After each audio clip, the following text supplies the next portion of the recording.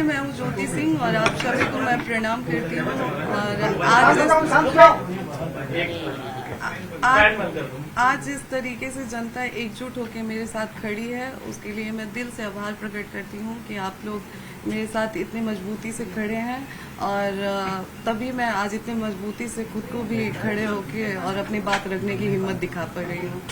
तो मुझे कुछ समय चाहिए 10 मिनट का, जहाँ पे मैं अपनी बात रख सकती हूँ। उसके बाद आप मीडिया कर्मी से जो भी आप लोगों का सवाल होगा आप लोग मुझसे पूछ सकते हैं, लेकिन 10 मिनट मुझे मेरी बात रखने के लिए मुझे समय दीजिए। तो जैसा कि पवन जी ने बताया है, मैं एक बार पवन जी का जो वो प्रेस कॉन्फ्रेंस करके उन्होंने इंटरव्यू दिया है, मैं वो वीडियो प्ले करके और उनके हर सवाल का जवाब देना चाहूँगी, क्योंकि मैं यहाँ पे कुछ भी उनके अगेंस्ट बात करने नहीं आई हूँ या फिर उनके लिए कुछ ऐसा नहीं बोलने आई हूँ। बस वो उन्होंने जो बात बोला है उसका जवाब देना चाहती हूँ मैं। तो एक मिनट सबके पास है, एक्चुअली आप बताएं आप अपना पक्ष रखें। जैसा कि थोड़ा सा तेज बोल दें क्योंकि माइक पंखा बंद कर दो भाई, जैसा कि ये भी लाउड बोलिए तो माइक में आवाज आ जाएगी। भाई भाषा नहीं छुपाए जरूर, बात करना छुपाए है, आवाज ही नहीं आएगी। चलिए ठीक है तो जैसा कि आप लोगों को पता है कि 5 तारीख को मैं पवन जी से मिलने उनके आवास पे पहुंची थी। वहां पे जब मैं पहुंची तो वहां पे कोई पुलिस, जैसा कि उन्होंने बोला था कि पहले से ही पुलिस वहां पे उनके भाई द्वारा बोला गया था कि वहां पे पहले से ही प्रशासन वहां पे थी, तो ऐसा कुछ नहीं था। मैं जब वहां पे पहुंची तो पहले हम लोगों ने गार्ड से पूछा, तो गार्ड ने ही हमें मना कर दिया कि नहीं, आपको ऊपर जाना अलाउ नहीं है, मना किया गया है।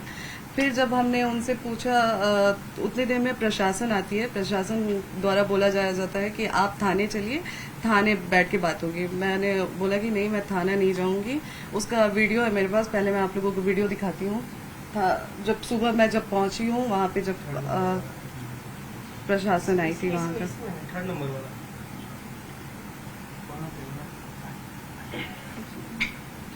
ये वीडियो है जो सुबह जब मेरे पहुंचने के बाद प्रशासन बुलाई गई।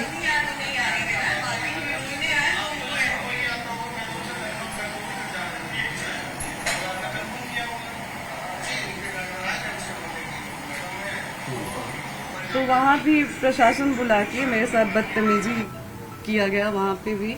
और पवन जी बोल रहे हैं कि जब मैं रूम में चली गई उसके बाद प्रशासन बुलाई गई, और ऋतिक जी कह रहे हैं कि हम लोगों ने पहले से प्रशासन सुबह से ही वहां पे प्रेजेंट थी। तो पहले तो आप इन दोनों लोगों के बात में ही फर्क समझ जाइए आप लोग कि दोनों भाई लोग अलग अलग बात कर रहे हैं।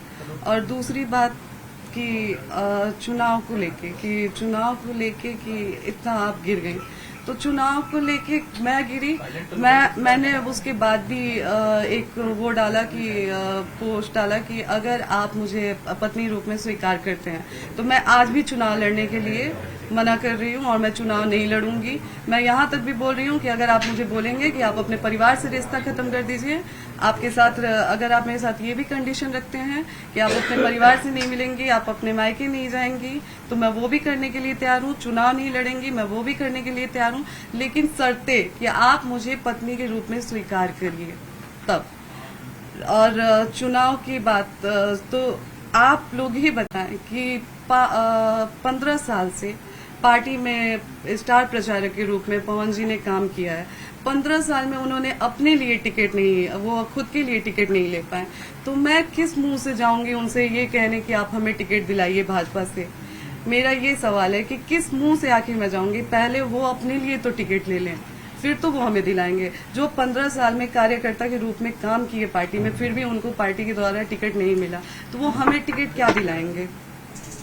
और बच्चे की बात रही कि बच्चे के लिए वो तरस रहे हैं, तो जो इंसान बच्चे के लिए तरसता है वो दवा नहीं खिलाता है अपनी पत्नी को। मुझे हर बार दवा खिलाया गया और बहुत सारी चीजें मैंने आज भी मीडिया में नहीं रखी थी, लेकिन आज पवन जी ने मुझे मजबूर कर दिया है। मैं पवन जी को बदनाम नहीं कर रही हूँ, मैं बस अपना पक्ष रख रही हूँ। खुद के बारे में जो चीजें हैं वो मैं आज मीडिया में रख रही हूँ। पवन जी द्वारा मुझे जब दवा खिलाया जाता था, उस चीज के विरोध में जब मैं बोलती थी तो मुझे इतना टॉर्चर किया गया कि मैंने स्लीपिंग पिल्स खा लिया था, नींद की गोली, उस समय उनके भैया रानू भैया जी थे और उनके टीम मेंबर में से दीपक भैया थे, बिक्की जी थे। रात के 2 बजे वो लोग मुझे उठा के हॉस्पिटल ले गए और वहाँ पे मेरा इलाज हुआ।